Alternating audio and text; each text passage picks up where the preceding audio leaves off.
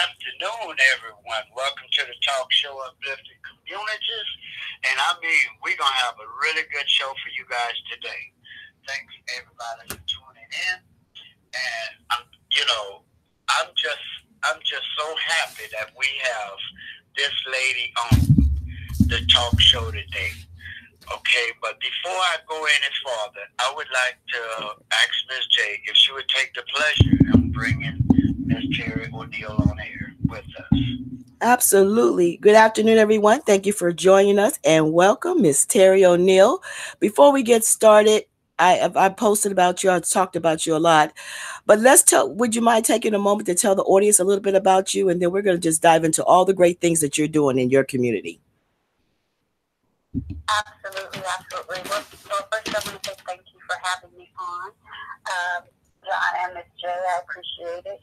I am, author, poet, screenwriter.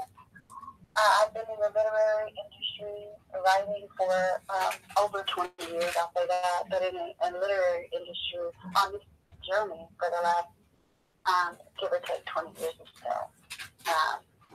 I highly enjoy working with youth and just giving them opportunities and platforms to share their work, share their poetry, their art, their prose, with each other, and also just kind of with the world.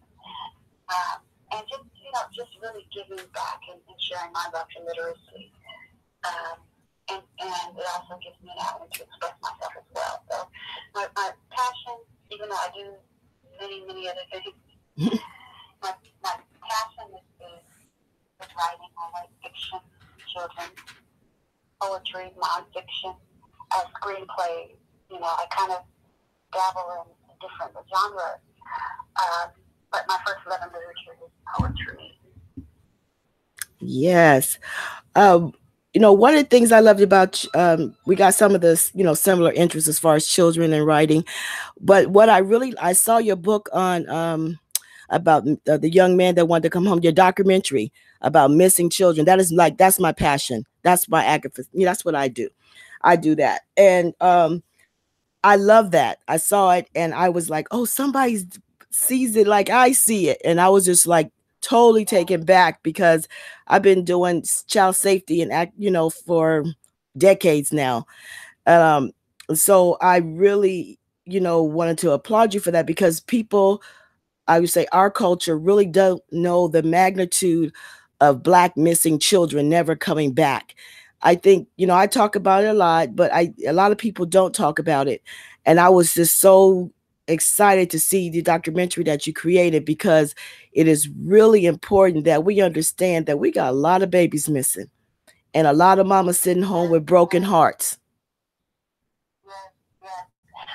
The documentary Hope to Find the Sun is one that I first started on, oh gosh, it's been 8 years ago. And I'm actually still working on the documentary in the production or post-production stage. Mm-hmm. We're still working on that, but we just ran into, 8 years ago when we first started, because there's a mystery behind this particular story. Yes. Maurice Lalonde Jefferson was missing. Yeah. Back in the 80s. Yeah. And actually from Fort Lauderdale, Florida. Yeah. And his story was just, it moved me so deeply when I first heard of him, which was on a missing persons flyer. And I reached out to his mother, and, we connected and we decided that a documentary would be the most fitting for his story. Yes. And we ran into some roadblocks. And a few issues. Actually, the footage was stolen. After we interviewed the community and interviewed, many people who were connected to his case, and we went back home to enter into back to California to get into the post-production stage. Yes. The footage was stolen. So, we What? the piece. Yeah, it was stolen. Mm-hmm. Yeah. Wow. It's a great story. I know his story because I'm in Florida. And I was excited that you picked that up. It's a lot of stories like his, you know, but I was excited that somebody was considerate enough to even take on the challenge of putting these stories out about these children. And you know, and I'm sure you'll put it all back together and start all over again because, you know, you're passionate like that. But I just wanted to applaud you for that because his story is, you know, I'm in Jacksonville, so I know about the, you know, his story, and I just thought it was awesome. So I'm sorry somebody did that, but I trust you and God to put it all back together again. Amen. Amen. I am not giving up on this story. I will not. I refuse. It's going to happen. We're working on it, so it's in the works, and it's going to come. It's going to come, and it's going to be powerful, and we hope that when it does, that we can be able to bring some type of closure, or it will encourage people to actually come out and reveal actually what they saw and what really happened to him. Yes. We know people know and they haven't forgotten. Yeah, absolutely. Have not forgotten, especially those who know about it. Yeah. Right. Yeah. People get scared. If anybody know the feelings of having a loved one being missing, is me. My father was missing for a year and a half. Nobody didn't know where he was. And when they found him, they found the remains of his body. And there's so many people, and I'm very aware, now these days what I do, I be seeing, posters up, and there's more and more posters up. There's people is actually becoming aware of all the missing children, all the missing adults, teenagers that's in the Black communities. Well, I disagree with people coming aware of it. And the reason why is because I do it every day for a living. People are being aware and being active is two different things. And you could be aware and not be active. And what I mean by that is that when Missing in Black, National Missing Exploited Children, when they post, people don't share. They just look at it. Oh, and they make their comments. But that's nice. But the whole point of sharing those photos are for them to be shared. And the only way we can bring anybody home if is to share that information. We use social media for everything else. We'll share a concert 100,000 times, but we won't share one missing person. So being to know and to be active is two different things. And I think knowing is not enough. Being active is what we needed, especially in the Black community, when we make up almost half of the millions of people that go missing every year. Right, well, you're absolutely right about that. I think that, definitely, in order to bring change, we have to be, I will say the first thing to change. Yes. The first thing to change is awareness. So we have to be aware of it first, and then we have to be active. Then we have to be active. So I think, just touch on John's point, I think it's, becoming more, people are talking about it more. Even though they may not be as active, people are learning more and hearing more about it. Whether it's becoming more prevalent today than it ever has been before, I don't know the statistics on that. However, there's a lot of human trafficking going on. I think it's more prevalent today than it has ever been. Yeah, because United States is number one. Back in the day, there were a lot of missing. Yes. A lot of us went missing back in the day. But I think it's becoming just, there's human trafficking, and a lot of other things going on. But, we hear about it more in the news and in the media. Yes. Well, I know, especially in African American communities, not every community, but in some communities, if it's a Black person, a kid, or adult, or teenager, it's posted. A lot of it is posted because I share a lot of them. It wasn't like that. For example, when my father was missing, nobody posted no pictures up. Yeah, that's Missing in Black. I have to give them credit. Black and Missing. They didn't even talk about it. Yeah. You know? I mean, amongst the family we did, but it wasn't nobody, you know, actually out there trying to find him, because everybody just gave up, I guess. And to be honest with you, I guess including me too. You know, because I didn't know where to look anymore. Yeah. Yeah. You Well, know? yeah. And so that's sad. that's devastating. Yeah, it is. It is sad. And I definitely applaud you, Terry, for doing this documentary, because that is very important. We need that. Well, thank you. I appreciate it. I'm just, you know. Yeah. And I applaud you too, Ms. J, for taking the responsibility of working in that field, because that's important. It's hard. Very important. It's hard. It's hard to do. It is. It's hard on your heart. It's hard on your heart. Yeah.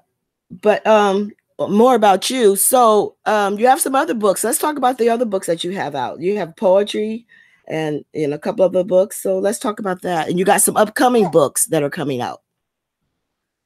I do.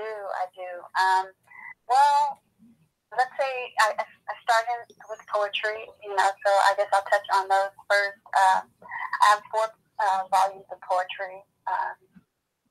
I released my first book back in 1999, which was Motion Sickness. And then a couple years later, I released The Poet Speaks in Black. And I've been, you know, you see the timeline here. I've been writing published for many, many years, over 2 decades. So much has changed, you know. I think John can attest to that. And the writers, you're a writer as well, so you probably attest to how publishing, writing, and the industry has changed over the years. I know it has changed dramatically since I first started. As a child, I've always loved writing in English and books, literature. I was exposed at a very young age, and it was part of my journey. When I met one of the greatest voices in African American literature at the age of 5, Miss Maya Angelou, and all of these things, and my journey has contributed to and shaped the writer and the woman that I am today. One of my greatest inspirations, or 3 of my greatest inspirations in writing, are my children. My passion for just being a mother, being an educator and a youth activist. I spent a lot of time in the school system, working with youth and just allowing them to share their works and publishing. You know, I've published a number of young people, their poetry, prose, and short stories. Through the book Make Some Noise, which we have an upcoming release coming very soon, actually next month. This particular volume is specifically inspired by or written by Lafayette youth from Lafayette, Louisiana. Lafayette, Louisiana. Last year we published Baton Rouge youth that spoke about creatively through poetry, short stories, their experience of the storm, the Great Louisiana Storm, and the shootings that had occurred that year, the tragic shootings that we experienced in America. But they shared, their stories about losing everything, in the flood, and just their near-death experiences, and it was very therapeutic for them. Yes. Yes. And you actually working with the youth, with the kids in school, about this, about the tragedy, the tragic that went on through those storms back there. And adults normally, that's very good, Terry, really, on a for real side. That's good.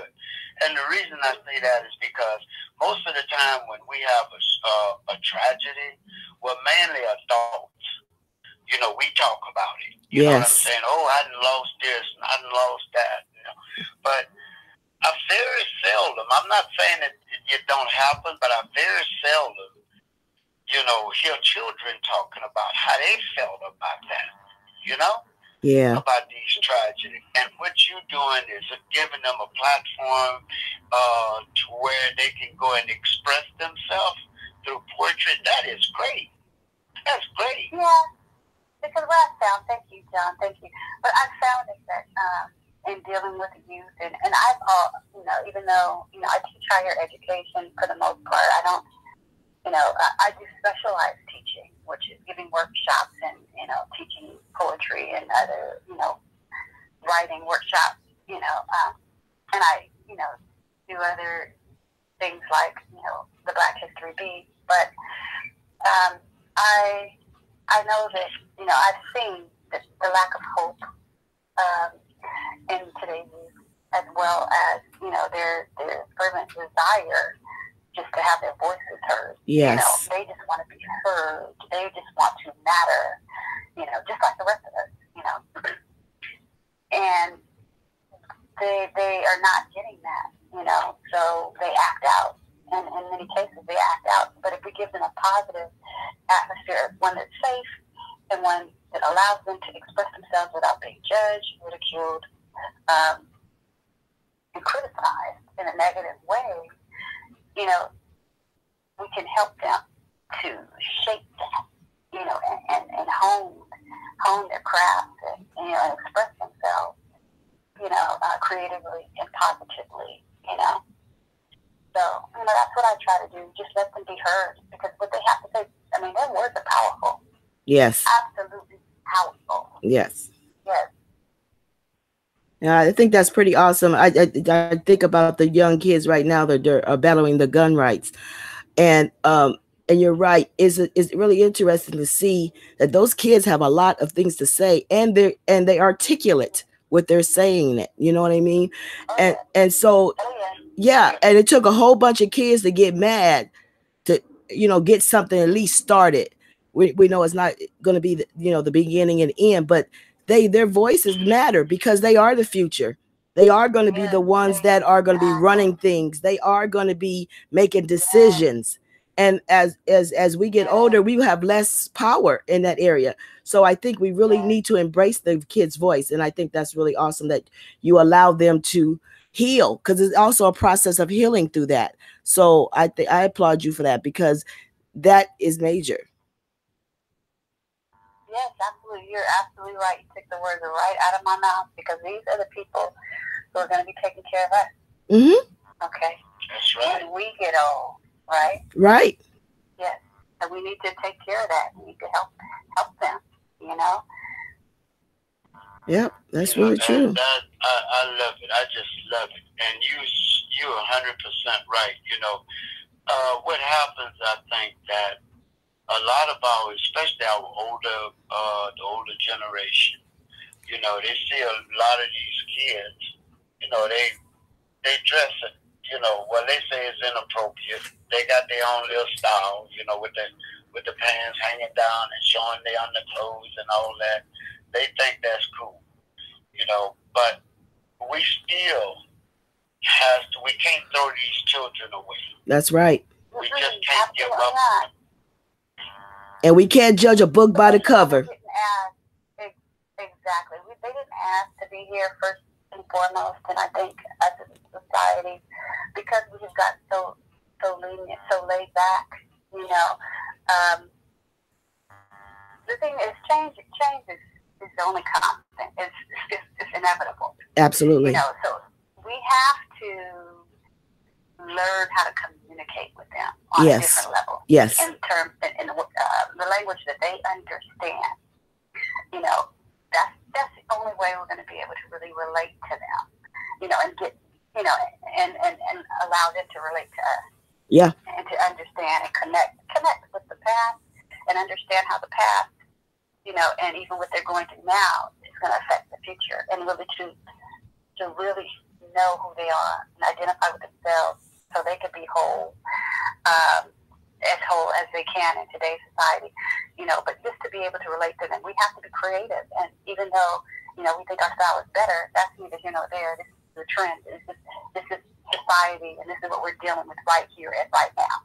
How can we, as adults, or as elders, how can we change our language to relate to them? Because that's one of the biggest problems that they don't see, and why it's so difficult to connect with them is because of communication and the gap.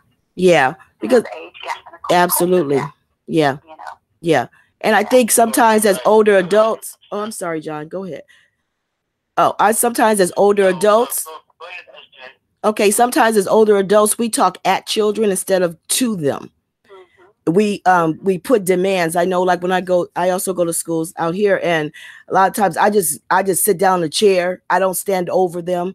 I talk to them the way they talk to each other, and they laugh. They go, "How you know that?" I'll be Googling stuff. I'll be Googling, but but it's important, that they understand that they matter. And I think what you're doing is letting them know that they matter, because we, believe it or not, us elders or older people, 30, 40 and up, we're not going to be running things in 10, 20 years. We're going to be counting on those kids to make decisions for our health, for our medical, for our whatever. And if they don't like old people, they're going to make some bad decisions. So we really need to kind of bridge that gap, and try to, get it together, especially with the climate that we are in politically. We really need to, teach them and educate them. And, it's just really important. And you do that Black History Bee. And I've been into that too. And I love that, because I think a lot of our kids really don't understand the magnitude of our history. They get it in the books. They may see some people posting on Facebook or Twitter or whatever, but I don't really think they understand the power of that foundation and the power that they have within themselves. And I think, you giving them a voice kind of makes them, get that fire, like, okay, I understand. I could be a Harriet Tubman of my time. We ain't got the tunnels, we ain't got to dig no holes, but we got some other things we can do. You're giving them that opportunity to, be that individual. And I think that's major too. Terry, she's the founder of the National Black History Bee. And that is one of the best programs you have that, I've seen in a long time when you're talking about Black history, because I had the opportunity of sitting on Terry's panel in Stockton. Was that Stockton? Yes, Stockton, California. And those kids are very, very smart. They knew more about Black history than I did. I'll tell you that right now. And that's what they need. Yes.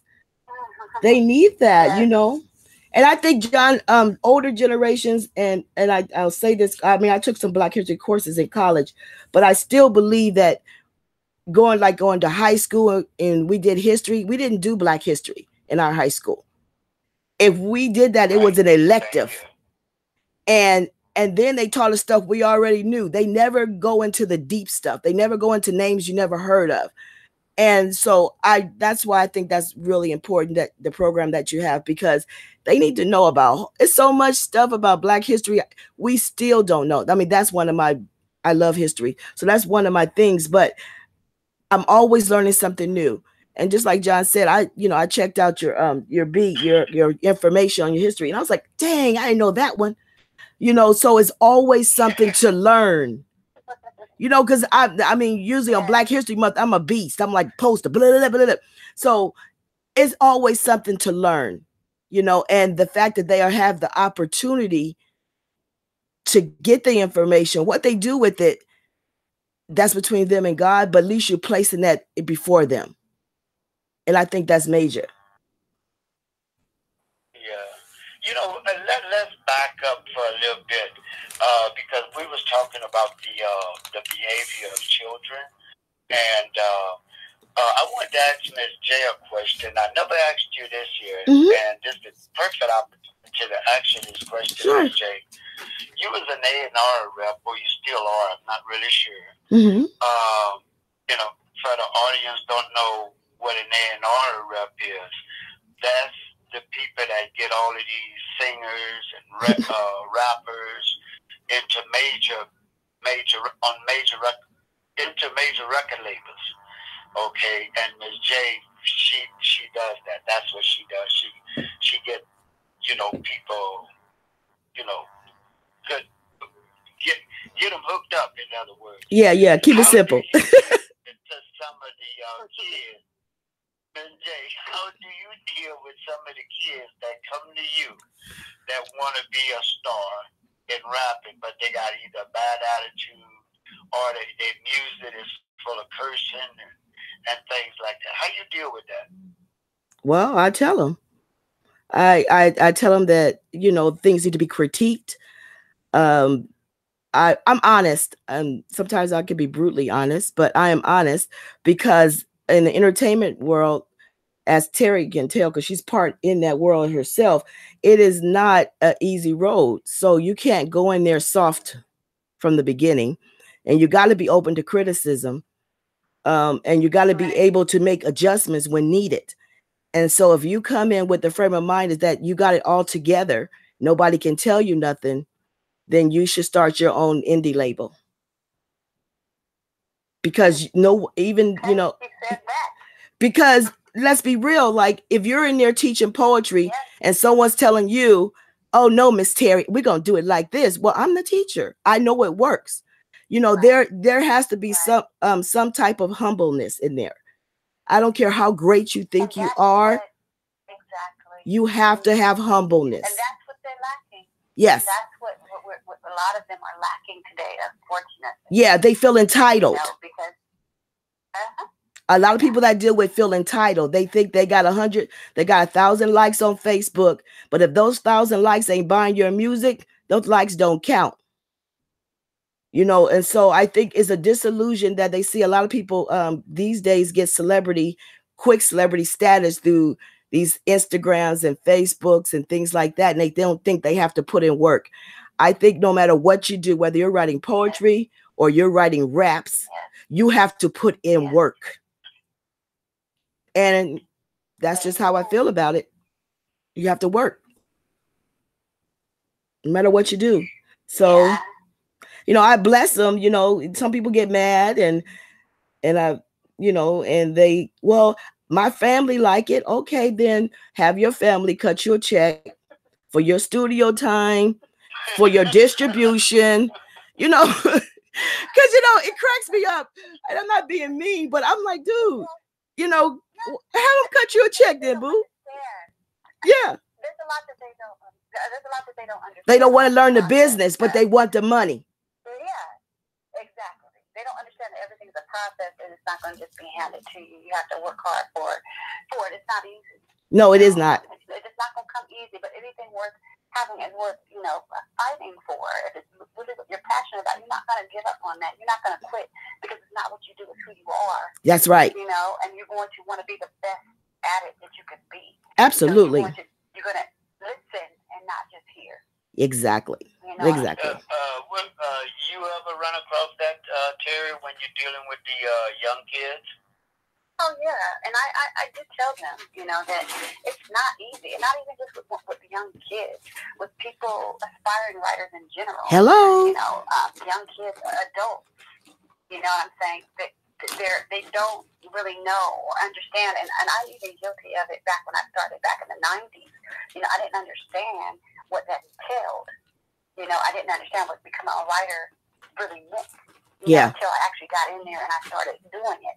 And many aspiring writers there's a lot of misunderstanding about how it's done, the process, and I think that's the first thing people really need to know.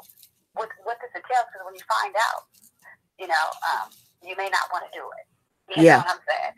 It might not exactly be the area that you want to be in, in this industry. Yes. Or maybe you just want to write. Yeah. So, I mean, I tell them, I'm an open book, and I tell people, I share, the process and, the misinterpretation of it, because people think you walk into a bookstore, and, you're supposed to write, your works of poetry, fiction, whatever it is, whatever genre, a certain way, and, and this is a book on a shelf. There's a lot more to it than just that. It's not that easy. Yes. It's a process to it all. There's a lot that you need to know, just the distribution, the editing, everything. Yeah. The printing, if you're doing self-publishing, if you're submitting a query letter to editors, it's all a process. Yep. It really is. Well, I got into the writing business late, and I learned a whole lot with my second book, Mentally Blind, Open Your Eyes. That thing wasn't even edited, and one thing I learned, and you right, Terry, because a lot of times people, if you don't, that's one thing I think is one of the code of ethics in the writing business. If you write something, you got to get it edited. Yes. Whether you get it published through, whether you do it independently or whether you're submitting it to a publishing house, an editor, it doesn't matter. Yeah. You have to go through the editing process. That's essential. That's key. That's key. Yeah. Editing this can often be overlooked sometimes, but you can't. You can't overlook that. It's so important. It really is. It's crucial. I tell people that they always say they want to write and whatever, and I say, well, make sure you get Grammarly first. That'll be your first editor. Then you're going to have to get a second editor. I love Grammarly. Because that thing is awesome. But you're going to have to get a second editor after you use Grammarly, and a lot of people think they can just say whatever they want. I love Grammarly. I ain't no shame of my game. I do a lot of blogging, so I use Grammarly a lot. And so I just think that you're correct. A lot of times people say, well, that ain't what I meant to say. I don't want to say it like that. But if you're trying to sell your thought or your emotion or your feeling, sometimes there's other words that can sell it better than the words you chose. So you have to be open. Right. Yes. Hey, you know one thing? I got a confession. I have my sister. Okay. When I wrote the book, I think it was my second book, she read it and she told me, she said, "Oh my God, your grammar." Just put this book down. Hey, Leah, I got mad at her. You got mad, John. Oh. But she loved you. But she loved you. You need to get edited. She said it's a good book, but you have to get it edited so it can flow right. Yeah. She said, you got words that don't belong there. Misspelled. That's because we write from emotion. Writers write from emotions. You'll have one. Well, I know I do. I'll have one page, then I'll come back after doing some more and come back and fix that first one. I think we write with our emotions, especially depends on what you're writing. But I know, like with poetry and the child safety books, I'm writing from a place of emotion. Like I want people to get it. So sometimes I have to backtrack and go, you can't say that. You got to say this. They're going to get mad at you, So I get that, John. That's just, you just writing from the heart, boo. But at least she loved you enough to catch it. But I listened, I took her advice. I think Terry and I was talking about it. This lady, Emily Hill. I love Emily. Emily Hill. She edited my book, okay, and it's way much better. Yes. I'm talking about way much better. That's an awesome book, period. Amen. It's an awesome book, period. John, because I remember me and John talked, and John was not trying to get that book edited. John can be stubborn, girl. He can be stubborn. Ooh-wee. Like, this is how I want them to understand me and understand. It's What did you say? I don't remember your exact words verbatim, but you were against that. You were like, you didn't want to change your voice. You didn't want that voice to change. And it turned out to be an excellent book. If anybody have not read John's book, yes, it is an excellent read. Now that it's been edited, trust us. No, I'm just kidding. But it's a great book. You can understand it a little bit more. No, but it's a great book. It's honest. It's a great book. It's honest. It gives a lot of information. It's a great book. So if you have not read John's book, not just trying to talk him up, but I'm serious. It's a great book. I have a copy. It's a great book. And if you get opportunity to pick that up, it's on Amazon. It's a great book. You should pick it up. Oh, I have it. I'm talking to the audience. I'm talking to the audience. Yeah, because I got my copy too. Yeah, I got it too. Yeah. Yeah, we got ours. We got ours. Indeed. And but I tell you, I don't know if Terry wanted to talk about this, but also she has a non-profit. Okay. Yes. Explain to the audience a little bit about your nonprofit, Terry. It's called Lend Your Hand, and that's a really good program. I like that. Yes, nice title. Well, Lend Your Hand was founded. Thank you. It was founded in 2005, and it was first founded. I was inspired. As you know, those who know me, and as I stated, I'm very active with youth, and I have been, for as long as I can remember, because it's just in my heart. I'm very passionate about making a difference in the lives of young people. Yes. So it's something that I always wanted to do, but it didn't actually come into fruition until a trip to Jamaica. And, I'm always giving and donating and helping. And when I took a trip to Jamaica one year, I was so touched by, they were just so loving. I visited some schools there. They were so loving, and they were so happy, and they greeted me with open arms. And even though I brought, I always bring books and things to give away, the books that I share, the stories that I share with the students, I always bring something to give to them. But I was just so moved by, the disparity there. They had little to nothing. They didn't have paper. They didn't have paper. They didn't have an intercom at this particular school. So when I arrived there at the school, they actually had to send a student to the classrooms that I was visiting and to announce that I had arrived. They didn't have paper to even write on. They didn't have pencils. And I was so, but they were so grateful, and they were so happy. Right. And I was really, I'm like, I have to give more. It was through my desire to give more that Lend Your Hand was created, actually was founded. Wow.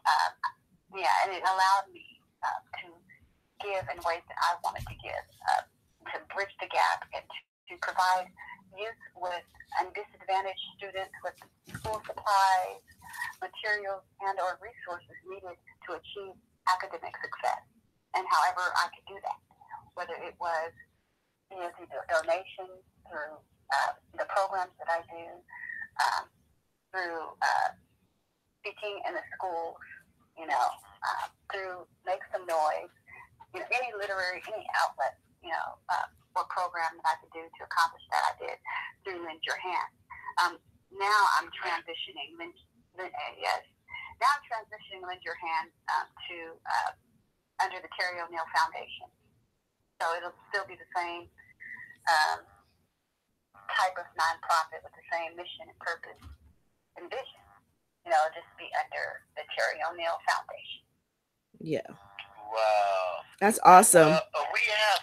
We have someone either want to ask you a question or elaborate on something.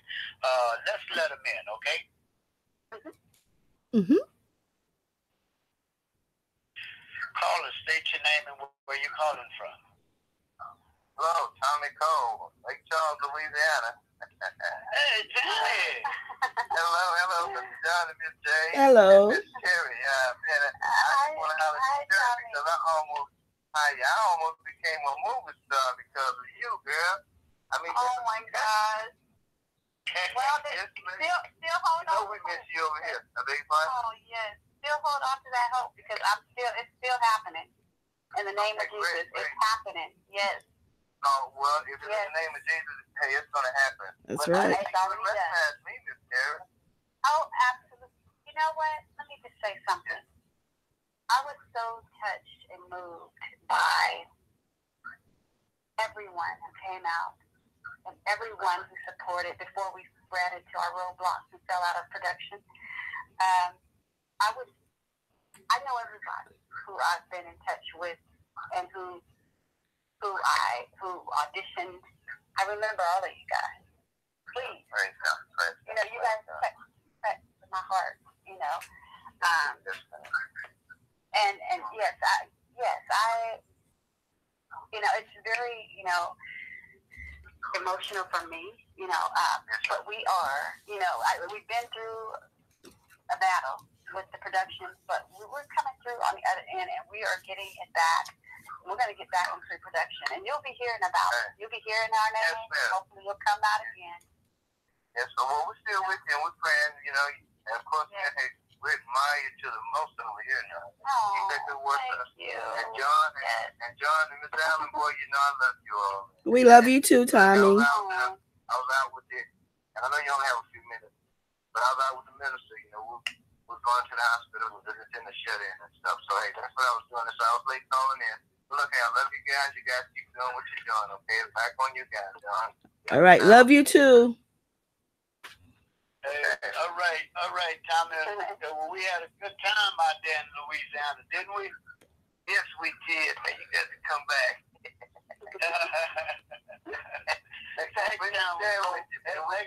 What show were we talking about?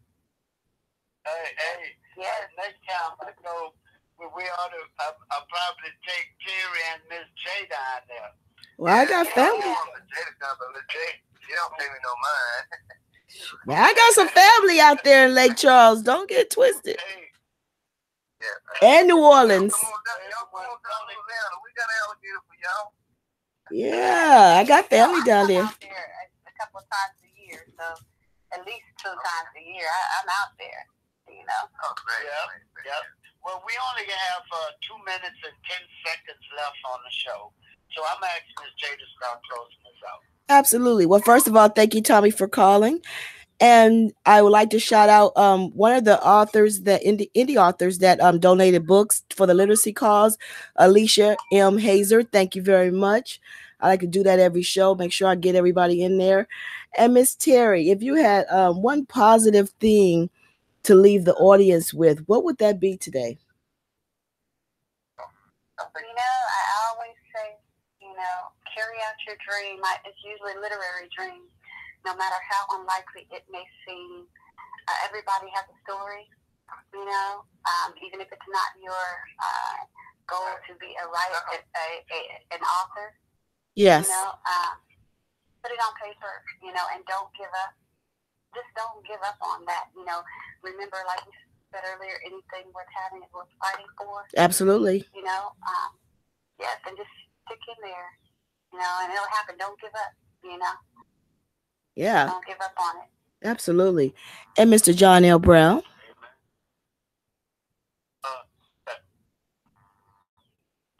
Well, first of all, I want to tell Terry, thanks a lot for coming on the show. I learned a lot from you, and thank you. That's all I have to say is thank you so much, and keep the good work up. And back to you, Miss J. Yeah, absolutely. I concur with John. Thank you. Because someone like myself, I'm a youth advocate as well, and I like to run across my own kind. So I am really blessed to be in your presence today, because they count on us to step up, and I appreciate you stepping up, and I appreciate you joining us today, sharing your information with us, and I hope the audience enjoyed it as well. And so I can say thank you to everybody that joined us today, and thank you to Miss Terry O'Neal. Until next time. Thank you very much. Peace and blessings. Peace and blessings. Good night, everybody. Good night. Good night.